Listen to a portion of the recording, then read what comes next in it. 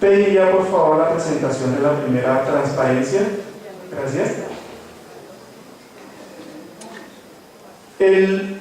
A nivel internacional hay una serie de procesos en los cuales se está jugando mucho las organizaciones sociales en el tema del derecho a la alimentación. Hay que decirlo, y ustedes lo saben, lo acabamos de ver en el extracto del pronunciamiento del ministro de Hacienda, del exministro de Hacienda y del exministro de Justicia. Hay una gente que se opone de manera radical a la garantía de los derechos humanos, particularmente en este caso a la garantía del derecho a la alimentación, y hay otras personas que decimos que, como derecho que es, un Estado debe hacer todo lo posible para que se garantice el derecho humano, obviamente en unas relaciones de corresponsabilidad, que es lo que filosóficamente decía el exministro de Hacienda que le molestaba, ¿no? Incluso utilizan unos argumentos que no tienen nada que ver con la discusión, porque no hay nada filosóficamente ni éticamente más importante que garantizarle a la gente que coma en situación de dignidad y garantizar el aparato productivo de un país, pero para algunos seres humanos eso es filosófica y éticamente incomprensible. A nivel internacional hay en realidad 8 escenarios en los cuales el tema del derecho a la alimentación y las organizaciones sociales han logrado avances sustanciales. El primero de ellos arranca particularmente en el año 2007 y 2008 en la mal llamada crisis alimentaria mundial. No voy a poner a profundizar porque digo mal llamada crisis alimentaria mundial, porque es una crisis que empezó hacia 1996, apenas un pico de agravamiento que ya tenía esa crisis, lo que se dio ahorita en 97 y 98, en el 2007 y 2008, y que se va a agudizar a partir del próximo año según las previsiones que ha hecho el propio José Graciano da Silva, director de la FAO. Uno de esos grandes espacios que lograron conquistar las organizaciones sociales fue precisamente la movilización en el contexto de esa crisis alimentaria del año 2007 y 2008. Y la discusión de un tema muy importante que es la gobernanza del sistema alimentario mundial. Es decir, ¿quiénes en realidad están controlando el sistema alimentario mundial? Y la gente en el mundo ya se está empezando a discutir, a reunir, a proponer cosas alternativas alrededor de quiénes sí deben controlar la gobernanza del sistema alimentario mundial, que somos quienes producimos los alimentos, que somos las personas quienes los consumimos, no las empresas transnacionales y unos cuantos estados poderosos. Ese es un gran avance, hay una creciente concienciación social en el mundo alrededor de este tema y sería torpe no reconocer ese, digamos, cambio en términos de las luchas sociales alrededor del planeta. Otra, digamos, espacio muy interesante que se ha abierto para las organizaciones sociales tiene que ver con la FAO. La FAO desde hace algunos años ya se consolidó, se está fortaleciendo, es un cambio en un órgano directivo muy importante al interior de la Organización de las Naciones Unidas para la Agricultura y la Alimentación, que es el Comité de Seguridad Alimentaria. En el Comité de Seguridad Alimentaria nunca antes había ocurrido lo que está ocurriendo ahora, es que las organizaciones civiles tengan voz, ¿sí?, en ese espacio y puedan con sus posiciones de alguna manera, no sabemos aún si será efectiva o no, pero por lo menos está abriendo un espacio que antes no existía, que puedan interlocutar y oponerse a aquellos otros órganos de poder que controlan el sistema agroalimentario mundial. Estamos hablando de empresas privadas, obviamente de empresas transnacionales y algunos países poderosos. Ese espacio es muy interesante porque, por ejemplo, ahí participa Vía Campesina. Y acá hay muchos compañeros y compañeras que vienen del campo y saben de qué estamos hablando cuando hablamos de Vía Campesina, ¿no? Es una organización mundial, la principal, que agrupa a varias de las organizaciones campesinas del mundo. A varias no, decenas de miles de organizaciones campesinas en el mundo.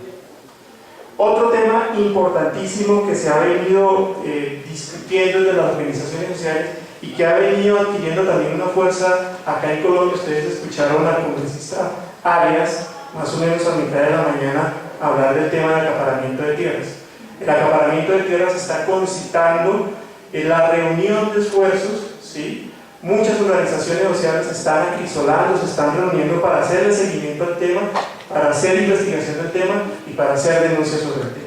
No solamente algunos representantes o senadores están preocupados sobre eso, sino hay varias organizaciones sociales que están, a pesar de su limitación de recursos, entendiendo que ese es un problema estratégico que hay que mirar, porque de nada sirve, como ya nos mencionaron acá, que hay un proceso de restitución de tierras, ¿sí?, de asignación de unos títulos, pero resulta que el control sobre la tierra y el uso efectivo de la tierra al final no lo tenemos, que también se mencionó lo del derecho de superficie.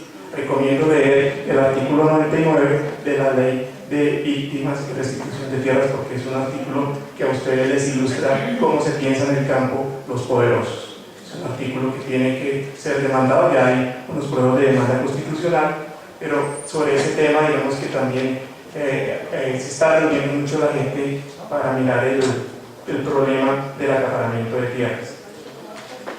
Otro escenario en el que las organizaciones sociales como las nuestras en el mundo se han disputado espacios de poder con algunos estados y algunos de quienes controlan el sistema agroalimentario mundial, es pensar un marco estratégico mundial para la seguridad alimentaria y nutricional. Es un proceso que está en marcha, también al interior, agenciado, facilitado, digamos mejor, por la FAO. Eso tendrá que ser canalizado también por el Comité de Seguridad Alimentaria, pero ese marco estratégico mundial sobre la seguridad alimentaria y nutricional es un espacio en el cual las organizaciones sociales de varias partes del mundo también están dando sus opiniones y se está posicionando mucho, por ejemplo, esa palabra que hemos escuchado mencionar tanto y que amerita unas discusiones posteriores un poco más complejas, es el tema de la soberanía alimentaria.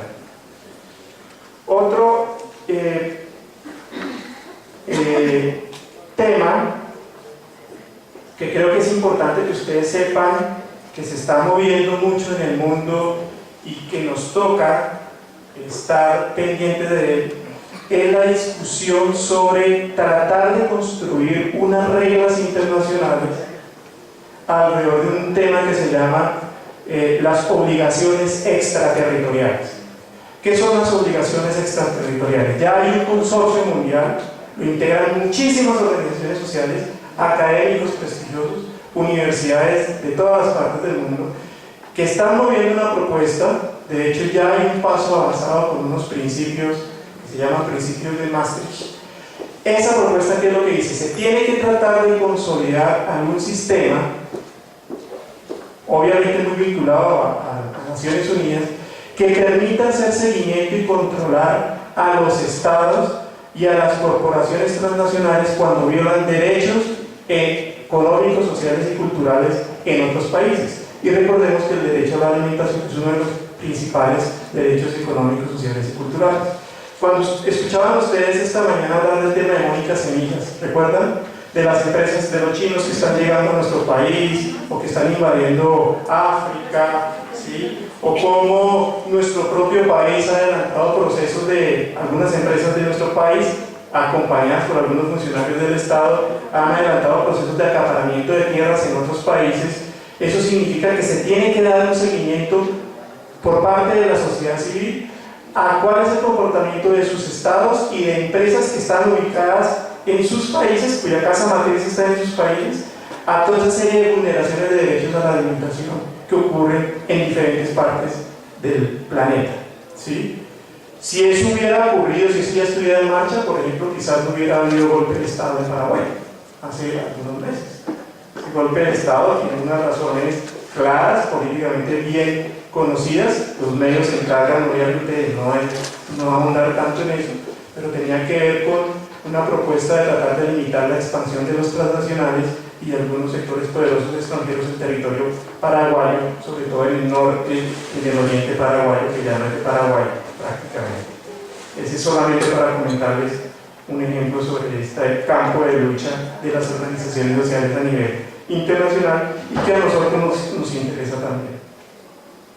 Ya se mencionó esta mañana lo de las directrices voluntarias por el derecho a la alimentación. El nombre es más largo, pero lo sintetizo de esa manera: las directrices voluntarias por el derecho a la alimentación se construyeron en un proceso de interlocución entre estados en el seno de la FAO, ¿sí?, y organizaciones sociales, entre ellas la principal Guía Campesina. Y esas directrices voluntarias del derecho a la alimentación, aunque no tienen un carácter vinculante para los estados, es muy importante que ustedes las conozcan, porque cuando uno está haciendo exigibilidad y exigencia de derechos a nivel regional y local, esas directrices ayudan a guiar un poquito el pensamiento en términos de qué cosas uno debe dar seguimiento y exigir a la hora de reclamar la garantía de nuestros derechos e incluso de formular política pública a nivel regional y local. Eso fue otro proceso en el que intervinieron organizaciones sociales de una manera muy fuerte. Un proceso similar se dio hace poquito, que fue las directrices, se llama así, las directrices voluntarias sobre la gobernanza responsable de la tenencia de la tierra, la pesca y los bosques. Es un ejercicio muy parecido al de las directrices voluntarias, aunque este fue muchísimo más disputado. ¿Por qué más disputado? Porque si estamos hablando de crear unos principios guía, porque solamente son esos unos principios guía para el tema de la gobernanza responsable de la tierra, la pesca y los bosques, obviamente el sector transnacional se opuso fervientemente a la adopción de esas directrices. Esas directrices lograron unos avances en posicionar algunos temas que son muy importantes.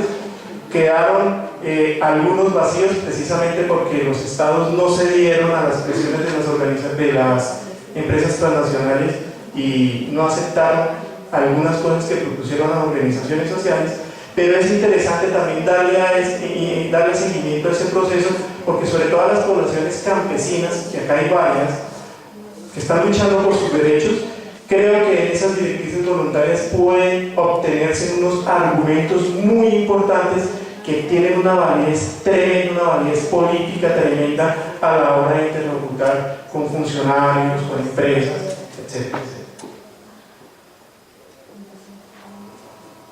Otro avance también se mencionó, no quiero insistir más en él, es que en varias cartas constitucionales del continente se ha adoptado de una manera explícita el derecho a la alimentación adecuada y incluso en algunas sumado al derecho a la soberanía alimentaria.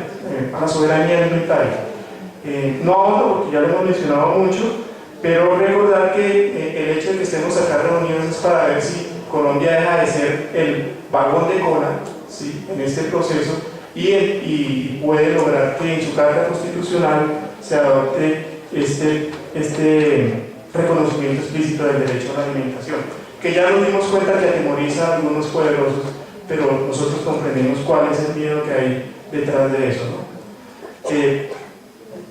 Y una cosa que está moviéndose de una manera muy interesante, y acá hay varios compañeros y compañeras, lo estoy viendo incluso en este momento, que se han movido mucho por el asunto a nivel internacional, es que ustedes saben que la población campesina, de campesinos y campesinas, es quizás, yo creo que junto con ellos habrá solamente algunas poblaciones que no hayan sido reconocidas políticamente, muy pocas, pero la población campesina en realidad no es sujeto de derechos políticos en casi ningún lugar del mundo, y eso ha obligado a que se insista fuertemente en la adopción de una declaración de los derechos de los campesinos y las campesinas. Eso sería muy importante, pensando en términos estratégicos, en posibles espacios de justiciabilidad, es decir, que cuando se lleguen a vulnerar derechos de población campesina, campesinos o campesinas, eventualmente se pueda llevar a un funcionario que viola alguno de estos derechos a un estrado judicial, ¿sí? Pero bueno, estamos hablando de pensamiento estratégico y de largo plazo, pero eso solamente se construye si empezamos desde ahora este tipo de luchas. Por eso yo llamo la atención a que no hay que tener desazón si, por ejemplo, iniciativas como esta, la de la incorporación en la Constitución del derecho a la alimentación, no sea de manera inmediata. Ya nos comentaron el caso de México, se demoró 20 años ese proceso, ¿sí? En Ecuador y en Bolivia fue más rápido porque, digamos, había unos contextos políticos internos que facilitaron el asunto, pero esto es un llamado de atención a que esta es una lucha que hay que seguir acompañando, no importa los tropezones que se tengan, pero siempre pensada en una perspectiva de derechos humanos.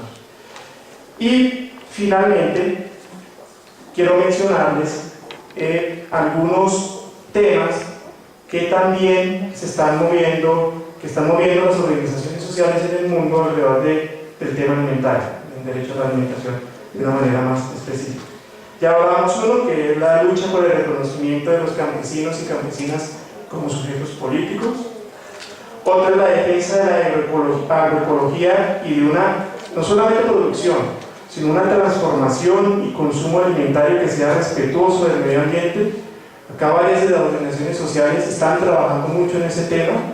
Ya se ha demostrado incluso por varios cuerpos científicos internacionales que aquel discurso de la producción masiva de alimentos no es, que podía asegurar que podía garantizar la seguridad alimentaria en el mundo no es tan cierto, y que la pequeña economía tradicional campesina, la economía familiar campesina, incluso con tinte agroecológico, tiene unas potencialidades muy grandes para asegurar, ¿sí?, la alimentación del planeta, ¿sí?, y además preservar el medio ambiente. Otro tema clave, y ustedes lo se los acabo de mencionar justo al empezar, es el tema de las semillas. El tema de las semillas es un, por decirlo de alguna manera muy figurada, no me gusta utilizar eso, pero es un escenario de lucha muy interesante porque es el negocio estratégico de las empresas transnacionales. Estas leyes que les comentaba a ustedes van en esa dirección.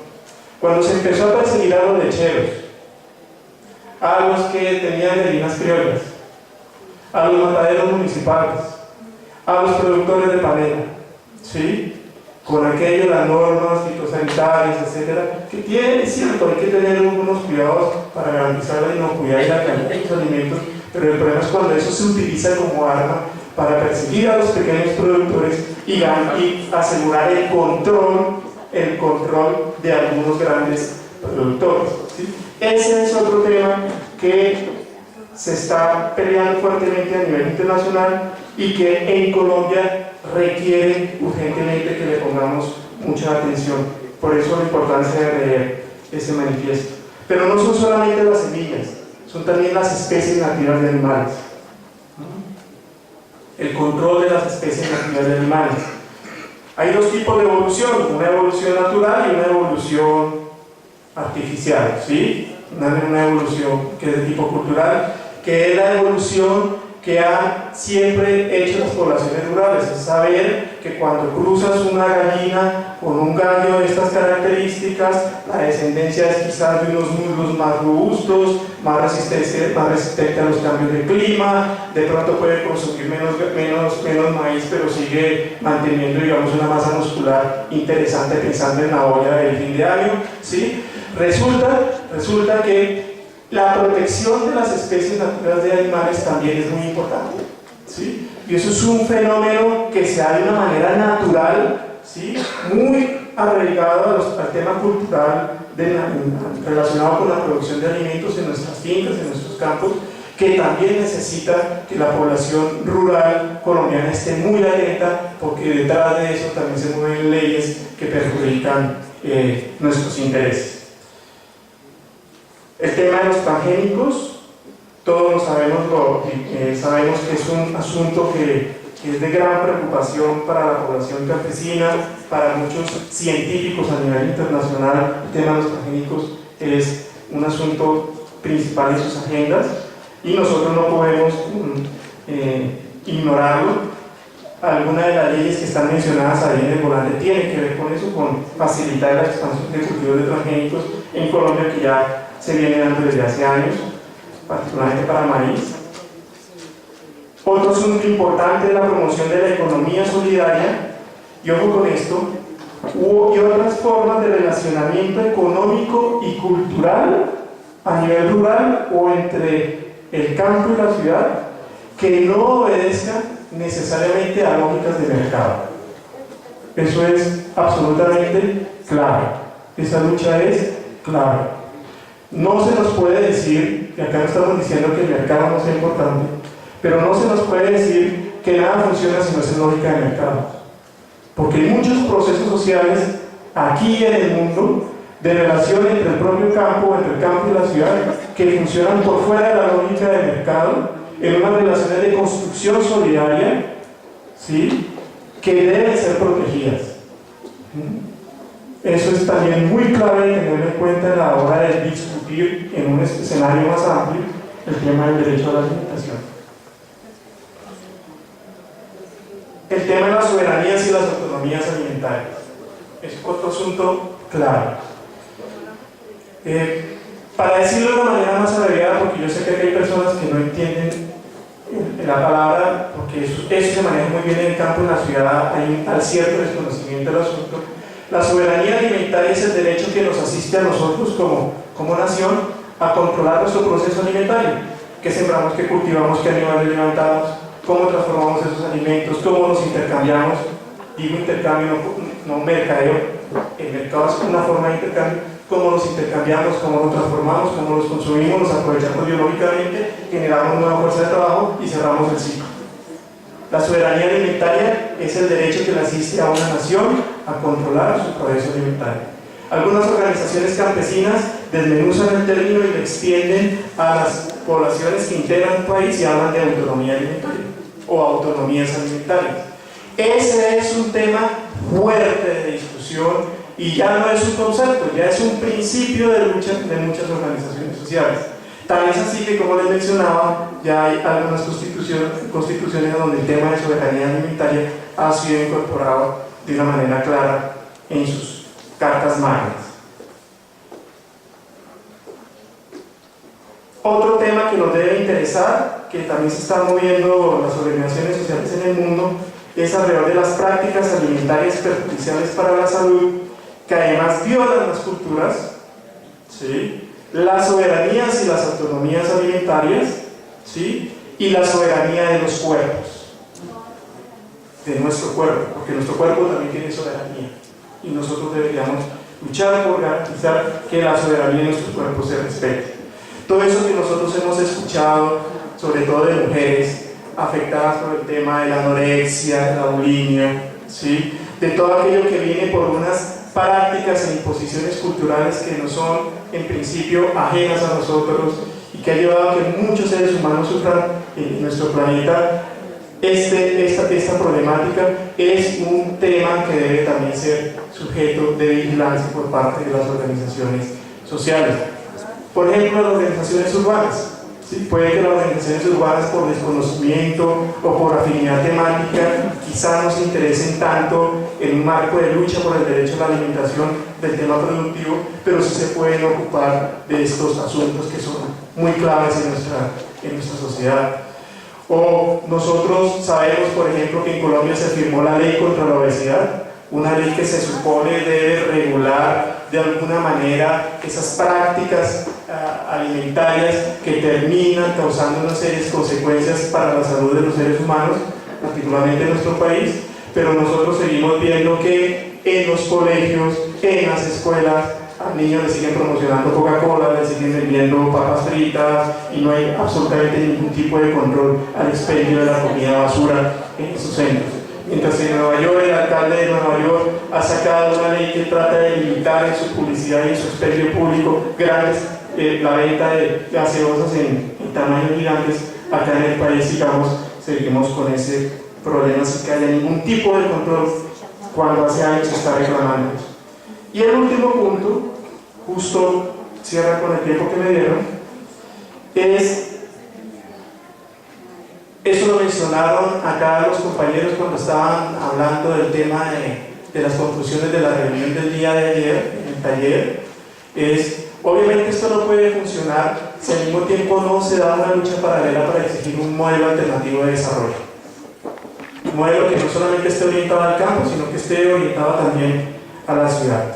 Y una lucha alrededor de nosotros empoderarnos en términos de ir paulatinamente conquistando espacios de control alrededor de la gobernanza del sistema agroalimentario en nuestro país, y ojalá en un futuro no muy lejano de que logremos quitarle espacio de movimiento a las transnacionales en la gobernanza del sistema agroalimentario internacional. Cierro con ese par de temas que mencionaba que son de lucha crucial en este momento en el mundo, y les invito cordialmente entonces ahora a firmar el manifiesto y a asistir a un congreso muy interesante que se va a llevar a cabo a partir del lunes, martes y miércoles de la próxima semana en el auditorio Virginia Vallejo de la Universidad Nacional de Colombia, en donde estos temas se van a desmenuzar aún muchísimo más. Van a venir muchas organizaciones sociales, van a estar académicos, defensores de derechos humanos, y se va a tratar de dar unos aportes adicionales a otras cosas que están haciendo muchas organizaciones sociales en el país. Bueno, gracias.